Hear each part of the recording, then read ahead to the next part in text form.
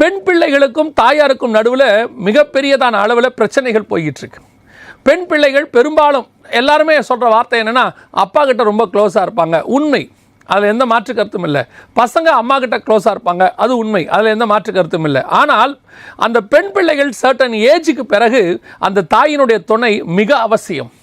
அந்த தாயினுடைய துணை சரியாய் இருக்கிற பெண் பிள்ளைகள் தங்கள் வாழ்க்கையில் மிக சரியாய் வருவார்கள். அந்த தாயினோடு கூட ரிலேஷன்ஷிப் சரியாக இல்லாத பெண் பிள்ளைகள் பெரும்பாலும், நான் சொல்கிறது எல்லாரும் இல்லை, ஏன்னா தாயே இல்லாமல் வளர்ந்து நல்ல ஒழுக்கமாக வளர்ந்த பிள்ளைகளும் இருக்கிறார்கள், தாய் சரியில்லாமல் ஒழுக்கமாய் வளர்ந்த பிள்ளைகளும் இருக்கிறார்கள். நம்ம யாரையுமே 100% எடுத்துட முடியாது. ஆனால் பெரும்பாலும் தாயினுடைய அந்த அன்பும் தாயினுடைய பராமரிப்பும் கரெக்டாக இருக்கிற குடும்பம் பர்ஃபெக்டாக இருக்கும். இன்றைக்கி தாயினுடைய காரியங்கள் தான் ரொம்ப ஆச்சரியமாக இருக்குது. கடைசி காலத்தில் ஆண்டவர் சொல்லக்கூடியதான மிக முக்கியமான கடைசி கால அடையாளங்களில் ஒன்று என்னன்னு கேட்டிங்கன்னு சொன்னால், அநேகருடைய அன்பு தணிந்து போகும்.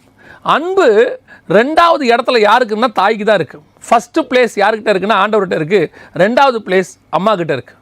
அம்மாவனுடைய அன்பு இன்றைக்கி காணாமல் போகிற ஒரு காலம். பிள்ளைகளுக்காக தன் தாய் எதை வேணாலும் இழப்பாள்ன்ற காலம் போய் இன்றைக்கி எப்படி இருக்குன்னா, தன்னுடைய வாழ்க்கை சந்தோஷத்திற்காக, நலத்திற்காக, தான் சந்தோஷமாக இருக்கணுன்றதுக்காக பிள்ளைகளை தூக்கி போடக்கூட இன்றைக்கி தாய்கள் தயாராகிட்டாங்க. அந்த அளவுக்கு இன்றைக்கினுடைய நிலைமை மோசமாக போயிட்டு இருக்குது. இன்றைக்கி நிறைய பேரை பார்க்குறேன், எங்கள் அம்மா என்னை சரியாக வளர்க்கலை, எங்கள் அம்மா எனக்கு சரியாக இருக்கலை. Download ShareChat.